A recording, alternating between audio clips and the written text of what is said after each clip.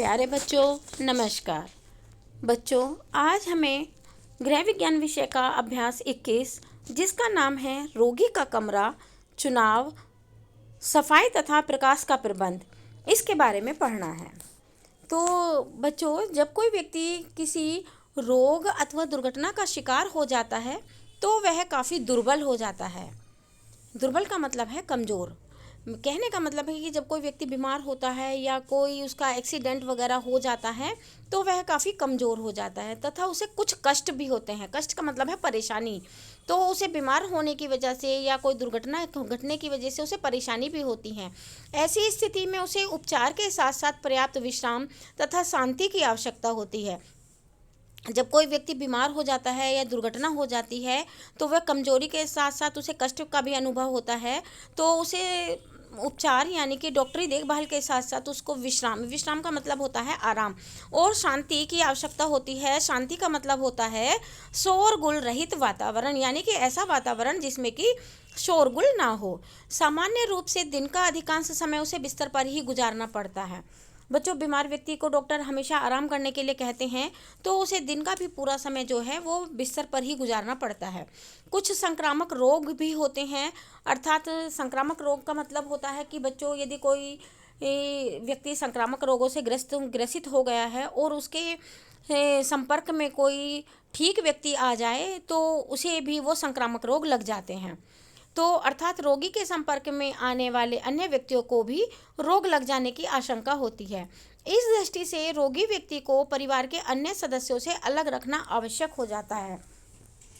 पहली स्थिति तो यह है कि व्यक्ति रोगी हो गया है, दुर्घटनाग्रस्त हो गया है, तो उसको आराम और शांतिपूर्ण वातावरण मिले। तो इस दृष्टि से भी रोगी व्यक्ति को परिवार के अन्य सदस्यों से अलग रखना होता है। और यदि संक्रामक रोगी लगे हैं व्यक्ति को तो उसे दूसरे व्यक्तियों से भी अलग रखना पड़ता है, जिससे कि दूसरे व्यक्ति भी उसके संपर्क में आकर बीमार ना हो जाएं। रोगी को सामान्य रूप से दिन रात अपने कमरे में ही रहना पड़ता है।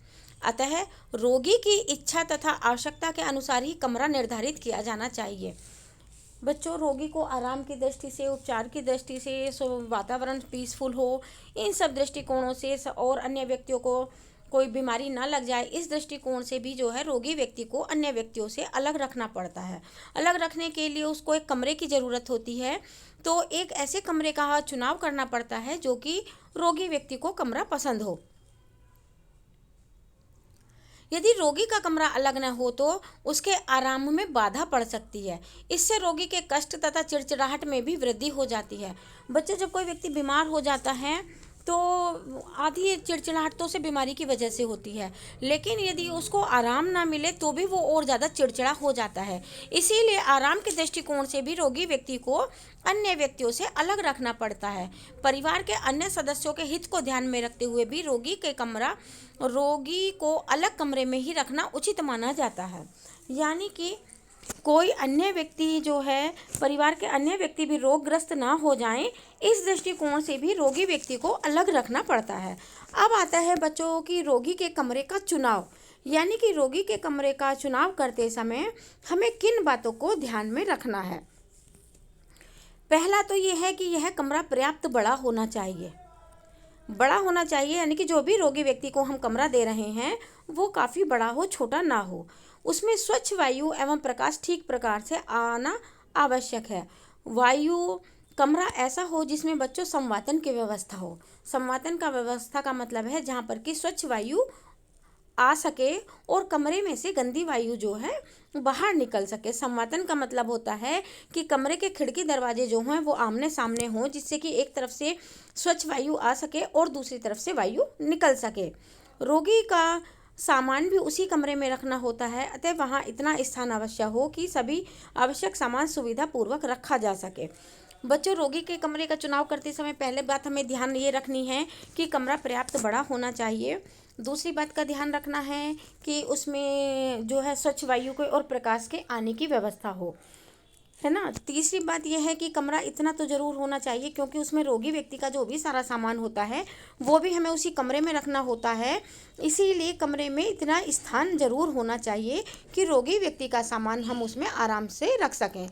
यदि कमरा छोटा हुआ तो रोगी व्यक्ति का सामान हमें दूसरी जगहों पर रखना पड़ेगा, तो कई बार ऐसा होता है कि रोग के रोगाणु जो हैं अन्य रोगी कम के व्यक्ति के सामान से लगकर दूसरे व्यक्तियों तक भी पहुंच सकते हैं, है ना। और दूसरी बात यह है कि रोगी के सामान के लिए बार बार जो तीमारदार होता है उसको बार बार कमरे से बाहर भागना पड़ेगा। इसीलिए कमरा जो है पर्याप्त मात्रा में बड़ा होना चाहिए। दूसरा है कि घर के मुख्य द्वार एवं सड़क से हटकर पीछे की तरफ वाले कमरे को ही रोगी के लिए चुनना चाहिए। घर के मुख्य द्वार का मतलब होता है, मुख्य मीन्स होता है मेन, और द्वार मीन्स होता है दरवाज़ा, यानी कि मेन गेट जिसे कहते हैं हम इंग्लिश में मेन गेट कहते हैं। तो रोगी का कमरा जो है घर के मुख्य दरवाजे से और सड़क से हटकर पीछे की तरफ होना चाहिए। मुख्य दरवाजे पर होगा तो बार बार दरवाजे से आने जाने वालों की खड़खड़ा होगी, और सड़क पर जो वाहन वगैरह चलते हैं या व्यक्ति चलते हैं तो उनके शोरगुल की भी आवाज़ होगी, वाहन के शोरगुल की आवाज़ होगी, तो इससे रोगी व्यक्ति के जो है आराम में बाधा पड़ेगी। तो इसीलिए रोगी व्यक्ति का जो कमरा हमको चुनना है वो हमेशा पीछे की तरफ का चुनना चाहिए, ताकि वातावरण अधिक शांत और आरामदायक रह सके तथा वहाँ सड़क से उड़ने वाली धूल भी न आ सके। बच्चों, जब सड़क पर वाहन चलते हैं, व्यक्ति चलते हैं, तो जब वाहन चलते हैं तो सड़क पर धूल भी उड़ती है, और धूल उड़कर बच्चों जरा सी कोनों में से, जरा सी जगहों में से, छिद्रों में से निकलकर अंदर तक चली जाती है। तो इसीलिए शांतिपूर्ण वातावरण रखने के लिए, धूल रहित वातावरण रखने के लिए रोगी का कमरा जो है हमें मुख्य दरवाजे से और सड़क से हटकर रखना चाहिए। तीसरा है कि रोगी का कमरा हवादार होना चाहिए, अर्थात कमरे में संवातन के लिए पर्याप्त खिड़की, रोशनदार व दरवाजे होने आवश्यक हैं।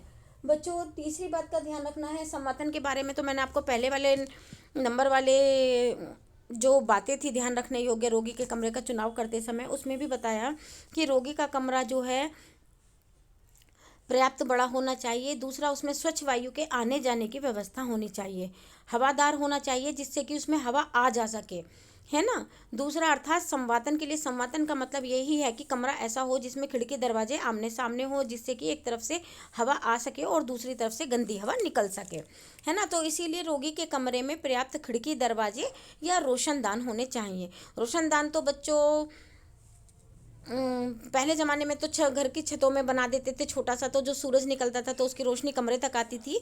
आजकल गेट के ऊपर भी बना देते हैं रोशनदान। रोशनदान का मतलब है कि कमरे की गंदी हवा उसमें से निकल जाए, खिड़की उसके माध्यम से निकल जाए, इसीलिए। अब चौथे नंबर पर आता है कि रोगी के कमरे को रसोई घर तथा अन्य व्यक्तियों के शयन कक्ष से दूर होना चाहिए।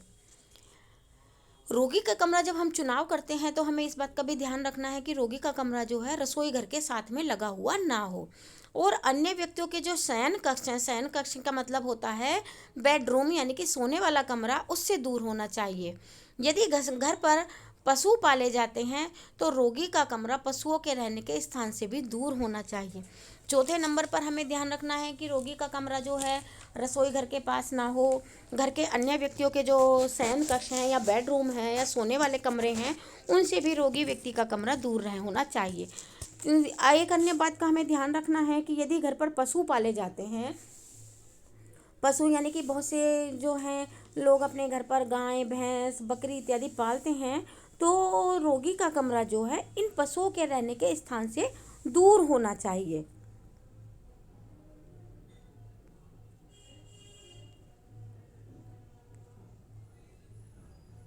अब आता है 5वें नंबर पर आता है कि सीलन एवं दुर्गंध का रोगी के स्वास्थ्य पर बुरा प्रभाव पड़ता है। ऐसे स्थान में रोगों के रोगाणु शीघ्र पनपते हैं, अतः रोगी का कमरा ऐसा निर्धारित करना चाहिए जिसमें सीलन व दुर्गंध न हो।